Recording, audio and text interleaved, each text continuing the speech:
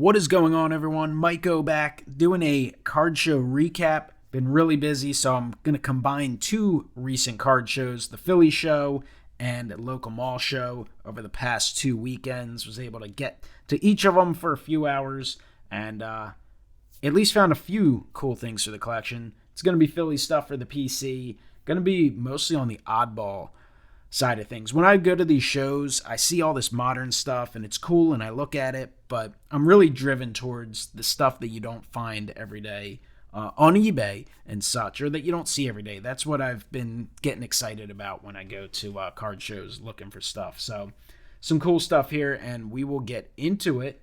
And I'll show you some of the things I picked up. So first up, a 1989 Donruss hand-signed card. This is from Todd Froworth. He was a relief pitcher, late 80s, early 90s. Spent a few years with the Phillies, 2 really good years, 2 tough years. He had a very distinctive pitching motion through sidearm. So I remember as a kid, like that standing out big time.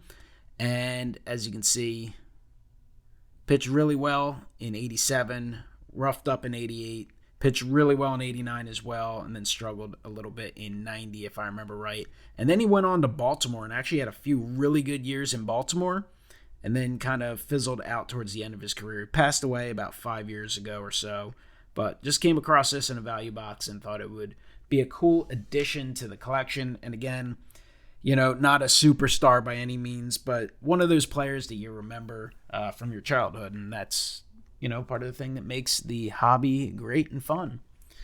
All right, another pickup. This one was from the mall show, the Chamonix Mall. It's a Wilbert Hubble Phillies card here from 1921 to 23 National Caramel E220. Presents fairly well, though these creases are pretty noticeable, so that one will be going in SGC. We'll see how that does overall, but just enjoy these cards, and I think it's fun backs. Lancaster, Pennsylvania. I'm only a couple hours from there, so I've grown up hearing about that place. Been there plenty of times. Probably a little better known now for things other than, producing sports cards, of course. But this is cool. Very, very neat pickup, and I'm drawn to some of the images that show like the full uniform. I think that's pretty cool where you see the Phillies logo. Also in that deal, did pick up a 1950 Drakes. Dick Sisler. So cool card there. Drake's Cookies, 1950. Fun set. I mean, this one, the back is not in great shape, and there is some paper loss down there. But presents well. The middle of it, the eye appeal, centering in on that middle of the card is fantastic. So cool card there. Then from the Philly show, picked up this 1989 Upper Deck sample of Von Hayes. Shout out to Bob Lewis. Not for resale. Well, it was resold many years later, but Von Hayes. Picked up a 1961, I believe, Fleer Phillies, was it decal? So that's pretty cool pickup for the Phillies collection. I think my dad had one of these on a mirror growing up. And then I got this baseball highlights. Robin Roberts wins 28 games.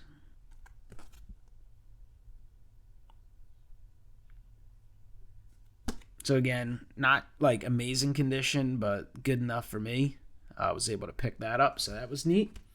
And then I've got some kind of not really card items, more photos and such. So this is Hans Lobert. He was a player in the early 1900s and early 1910s. Had a few years with the Phillies, hit about 300. And then he was a coach with the Phillies in the 30s and managed the team in 1942. So this is some sort of team-issued photograph or print. He is definitely looking a little older there. Certainly tell he's a coach. He was the manager, I believe, in 1942 and did not have a great team. Think his record that year was like 42 and 109 or something. And then he managed a couple years in the early 30s, a couple games in the early 30s. I'm assuming just to close out the season or when someone stepped away for a few days and went 0-2 there. So he was substantially below 500 in his managerial career. But this could be from his coaching days as well. So thought that was a neat item to pick up. Then we've got, put that to the side. All right, this is Bert Schotten, manager of the Phillies, the heaviest hitting team in baseball. And this is out of Baseball Magazine, 20 cents. So, pretty cool. Again, just really like the image. You got that old school Phillies hat. You got the emblems on the sleeves. Burton Schotten, also a player, early portion of the 1900s. And then had some years managing as well. Managed the Phillies. I think it's mid to late 20s into the early 30s. And they were not good, but they weren't as horrific as some other Phillies teams. They had a few years where they could hit the ball, had some fantastic players such as Chuck Klein and such. So, cool little image there. And then this is just a blank 1907. We got Sherry McGee, who had a really fantastic career with the Phillies. One could argue he could be in the Hall of Fame. He's been on Veterans Committee ballots and such. Has never gotten in. One of a few players penalized for playing in a hitter's ballpark, even though I don't remember him offhand compared to others how his splits were, but some of those guys, their splits weren't as exaggerated for home as you would think, and then others were. But Sherry McGee, cool image there. These are just, fairly cheap, able to bundle them up, get a good price, and add some cool stuff to the Phillies collection. Then the last item picked up is the Phillies pose for their family portrait. And I think this is out of a newspaper, scorecards they would do. See the list of the members of the Phillies National League Club. Goes through all the players. Even Pat McCullough, who is the bat boy. And I definitely have cards of some of these guys.